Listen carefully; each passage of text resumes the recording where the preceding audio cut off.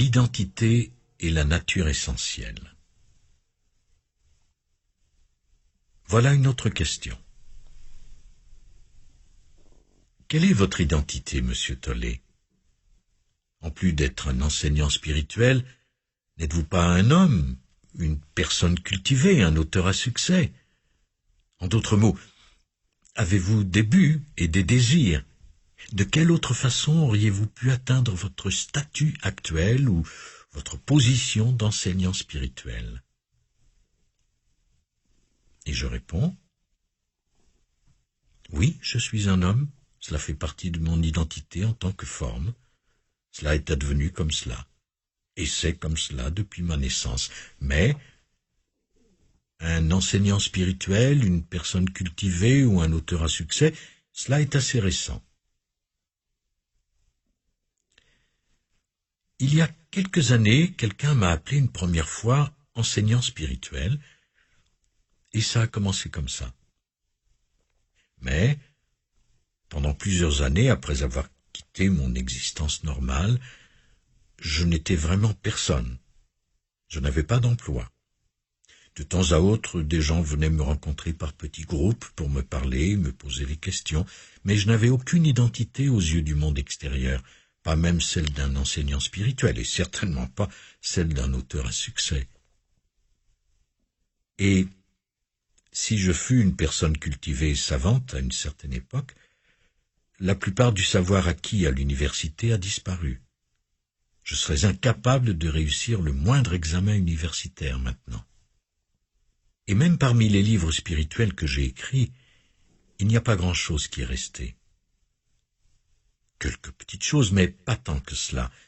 Je suis un auteur à succès, c'est vrai, et ma mère en est très contente, parce que ce qui a rendu sa vie si difficile autrefois, c'était de savoir que son fils avait lamentablement échoué à se tailler une place dans la société. Bien des mères auraient ressenti la même chose à sa place, parce que j'avais échoué au plan de la réussite sociale. Je n'étais véritablement personne. Je n'occupais aucune position importante. En fait, aucune position. Alors elle me disait que c'est dommage. Tu avais une si grande intelligence et tu as tout laissé tomber, il est trop tard maintenant.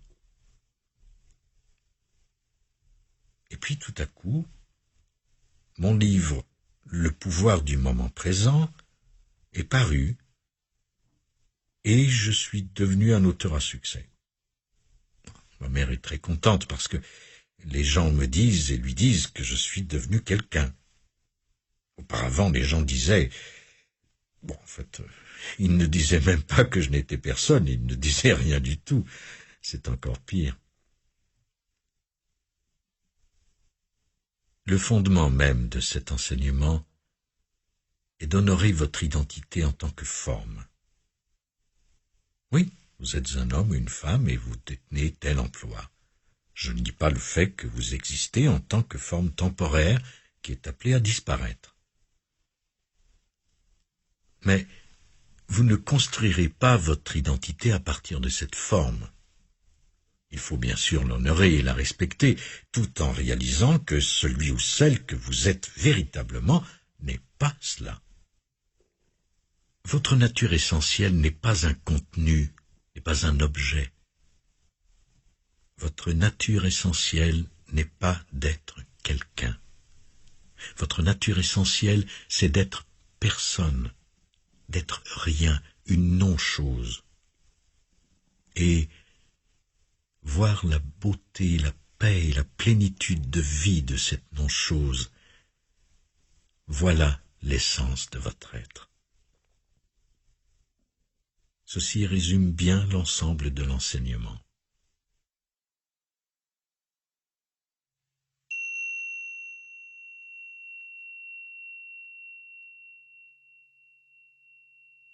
Cet enregistrement a pour but de vous amener à dépasser ce besoin de tout comprendre et pour aller au-delà du besoin de tout savoir. Par mon enseignement, j'essaie de vous aider à contacter ce profond sentiment de connaître véritablement qui est présent quand le besoin de savoir n'est plus là. Dans cet état de présence, Tout ce que vous avez vraiment besoin de savoir dans l'instant présent, vous le saurez à ce moment-là. Je parle de la connaissance essentielle, la connaissance vitale, et non pas une information factuelle comme la distance d'ici à la Lune ou quelque chose de semblable.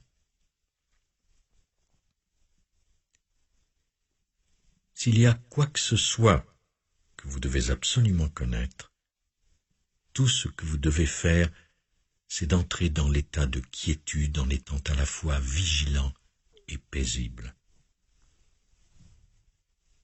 Laissez tomber la question. Une fois que vous aurez posé votre question, oubliez-la ensuite. Entrez dans cet état de quiétude. Si vous avez vraiment besoin de connaître la réponse, elle viendra d'elle-même. Tôt ou tard, vous le saurez. Peut-être pas tout de suite, mais tout à coup, elle apparaîtra. Peu importe ce qui vous trouble, peu importe votre questionnement, vous l'apportez avec vous dans cet espace de quiétude. Et là, dans la présence, plusieurs choses vont se dissoudre, et si une réponse est requise, elle y apparaîtra. Mais la transformation de conscience que vous traversez en ce moment n'est pas fondée sur des réponses. Aucune réponse à une question ne vous aidera, et vous n'avez pas besoin de cela, parce que la transformation de conscience est déjà en train de se produire.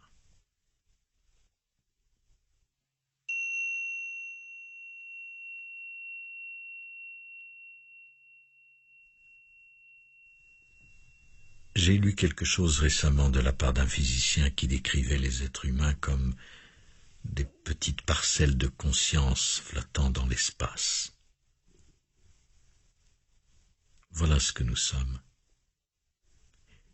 Il n'y a qu'une seule conscience s'exprimant à travers chaque parcelle singulière de conscience. Merci de votre écoute et à bientôt.